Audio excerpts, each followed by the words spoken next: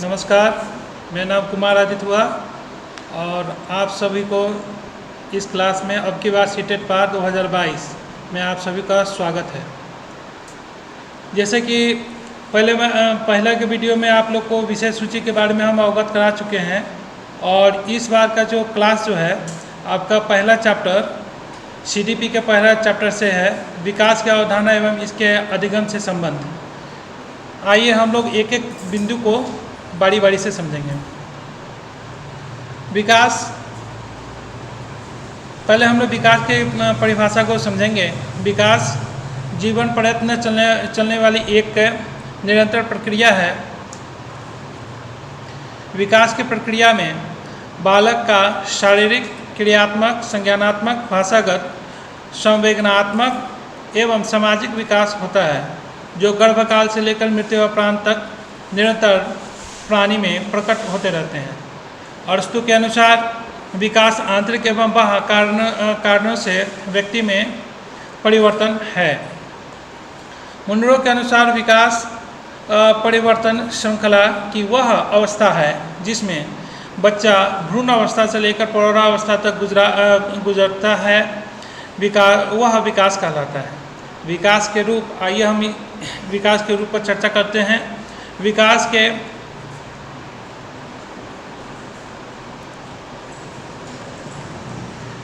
के चार रूप हैं। विकास की प्रक्रिया के चार प्रकार होते हैं: आकार में परिवर्तन, अनुपात में परिवर्तन, पुरानी रूपरेखा में परिवर्तन, नए गुणों की प्राप्ति। आइए इस पर हम लोग एक एक कर इस पर चर्चा करते हैं। शारीरिक विकास क्रम में निरंतर शरीर के आकार में परिवर्तन होता रहता है। आकार में होने वाला परिवर्तन को आसानी से देखा जा सकता है। शारीरिक विकास क्रम में आयु वृद्धि के साथ साथ शरीर के आकार, भार निरंतर परिवर्तन होता रहता है। अनुपात में परिवर्तन, आइए इस पर हम लोग इस बिंदु पर चर्चा करते हैं। विकास क्रम में पहले आकारों में परिवर्तन होता है, लेकिन यह परिवर्तन अनुपातिक होता है और प्राणी के शरीर के सभी अंग विकसित नहीं होते हैं और न ही उसमें एक साथ परिपक्वता आती है। अतः सभी अंगों के विकास का एक निश्चित अनुपात नहीं होता है। अब तीसरी बिंदु पर हम लोग आज चर्चा करते हैं, पुरानी रूपरेखा में परिवर्तन। प्राणी के विकास क्रम में नवीन विशेषताओं का उदय होने से पूर्व पुरानी विशेषताओं का लोप होता रहता है। उदाहरण के लिए बच्चे के बालों और दांतों का समाप्त हो जाना, बचपन की अस्पष्ट ध्वनि, खिसकना, घुटने के बल चलना, रोना, चिल्लाना इत्यादि गुण समाप्त हो जाता है। नए गुणों की प्राप्ति, विकास क्रम में जहाँ तक सफ़र पुरानी रूपरेखा में परिवर्तन होता है, वहीं उसके स्थान नए गुण प्राप्त कर लेते हैं, जैसे कि अस्थायी दांत निकलना, अस्पष्ट उच्चारण करना, उछलना, कूदना और भागने दौड़ने की क्षमताओं का विकास इत्यादि के विकास क्रम में नए गुण के रूप में प्राप्त होते हैं। आइए हम लोग अब तीसरी बिंदु पर हम लोग प्रकाश डालते हैं, विकास के सिद्धांत।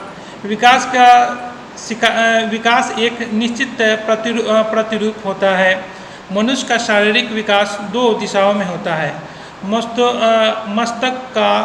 मस्तकाधोमुखी विकास क्रम और निकट दूर विकास क्रम।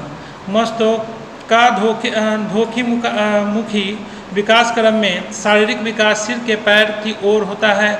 भ्रूण अवस्था से लेकर बाद की सभी अवस्थाएं विकास के यह क्रम रहता है। निकट दूर विकास क्रम शरीर के विकास के पहले केंद्रीय भागों में प्रारंभ होता है, तत्पश्चात केंद्र से दूर के भागों में होता है। उदाहरण के लिए पेट और धड़ की क्रियाशील जल्दी आती है।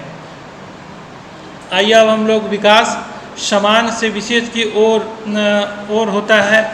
यह बिंदु बहुत ही महत्वपूर्ण है और यह समझिए कि हम लोग के सीटेट के कक्षा में भी यह प्रश्न आ चुका है। आज इस बिंदु पर हम थोड़ा सा गौर करते हैं। आइए इस पर प्रकाश डालते हैं। विकास में विकास में कोई भी बालक पहले समान क्रियाएं करता है, तत्पश्चात विकास क्रिया की ओर अग्रसर होता है। विकास यह नियम शारीरिक, मानसिक, संवेदनात्मक, सामाजिक और सभी प्रकार के विकास पर लागू होता है। आइए अब हम लोग विकास अवस्थाओं के अनुसार होता है, आइए इस बिंदु पर हम लोग प्रकाश डालते हैं। सामान्य रूप से देखने पर ऐसा लगता है कि बालक का विकास रुक के हो रहा है, परंतु वास्तव में ऐसा नहीं होता है। उदाहरण के लिए जब हम बालक के दूध के दांत निकलते हैं तो ऐसा लगता है कि एक निकल आए, परंतु नींव गर्भावस्था के 5वें माह में पड़ जाती है और 5 से 6 माह में आते हैं। आइए अब हम लोग विकास में व्यक्तिगत विभिन्न सदैव स्थिर रहते हैं, इस पर प्रकाश डालते हैं। प्रत्येक बालक के विकास दर तथा स्वरूप में व्यक्तिगत विभिन्नता पाई जाती है। उदाहरण के लिए जिस बालक में शारीरिक क्रिया जल्दी होती है वह शीघ्र ही बोलने भी लगता है, और जिससे उसके भीतर सामाजिकता का विकास तेजी से होता है। इसके विपरीत जिन बालक के शारीरिक विकास की गति मंद होती है उनमें मानसिक तथा अन्य प्रकार का विकास भी देर से होता है। अतः प्रत्येक बालक में शारीरिक मानसिक योग्यता की मात्रा भिन्न होती है। इस कारण समान आयु के दो बालक का व्यवहार समानता नहीं रखते हैं। आइए अब हम लोग विकास की गति में तीव्रता, मध्यता पाई जाती है। इस बिंदु पर हम लोग प्रकाश डालते हैं। किसी भी प्राणी का विकास सदैव एक ही गति से आगे नहीं बढ़ता है, उसमें निरंतर उतार चढ़ाव होते रहते हैं। उदाहरण के लिए विकास की अवस्था में यह गति तीव्र रहती है, उसके बाद में मंद पड़ जाती है। आइए अब हम लोग विकास में विभिन्न स्वरूप संबंधित होता है, इस पर कुछ विशेष चर्चा नहीं कर सकते हैं, आगे का रुख करते हैं। विकास परिपक्व और शिक्षण प्राणी परिणाम होता है। बालक का विकास चाहे शारीरिक हो या मानसिक, परिपक्वता व शिक्षण के दोनों का परिणाम होता है। परिपक्वता से तात्पर्य व्यक्ति के वंशाक्रम व अनुक्रम द्वारा शारीरिक हो या मानसिक, बालक के भीतर स्वतंत्र रूप से एक ऐसी क्रिया चलती है जिसके कारण उसका शारीरिक अंग अपने आप परिपक्व हो जाता है। उसके लिए वातावरण से सहायता नहीं लेनी पड़ती। शिक्षण और अभ्यास परिपक्वता के विकास में सहायता प्रदान करते हैं। यह सीखने के लिए परिपक्व आधार तैयार करते हैं और सीखने के द्वारा बालक के व्यवहार में प्रगतिशील परिवर्तन आते हैं। विकास एक अविराम प्रक्रिया है। विकास एक अविराम प्रक्रिया है, प्राणी के जीवन में निरंतर चलती रहती है। उदाहरण के लिए शारीरिक विकास गर्भावस्था से लेकर परिपक्व अवस्था तक निरंतर चलता रहता है, परंतु आगे चलकर वह उठने, बैठने, चलने, फिरने, दौड़ने आगे क्रिया करने लगता है। आइए अब हम लोग विकास के आयाम के बारे में हम लोग चर्चा करेंगे। शारीरिक विकास, मानसिक विकास, सामवेगिक विकास, क्रियात्मक विकास, भाषाई विकास, सामाजिक विकास, वृद्धि। अब इन बिंदुओं पर हम लोग चर्चा करेंगे। शारीरिक विकास से हमारा तात्पर्य यह है कि शारीरिक के बाह्य परिवर्तन से है, जैसे ऊंचाई, शारीरिक के अनुपात में वृद्धि आदि, जिन्हें हम स्पष्ट रूप से देख सकते हैं। मानसिक विकास से हमारा यह तात्पर्य है कि मानसिक विकास से हम संज्ञानात्मक विकास भी कहते हैं।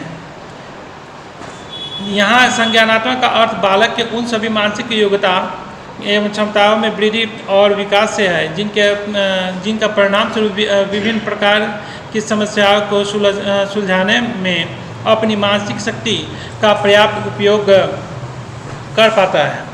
जैसे कि जैसे कल्पना करना, स्मरण करना, विचार करना, निरीक्षण करना, समस्या का समाधान करना, निर्णय लेना आदि की योग्यता संज्ञानात्मक विकास के फलस्वरूप ही विकसित होते हैं। सामवेगिक विकास, सामवेगिक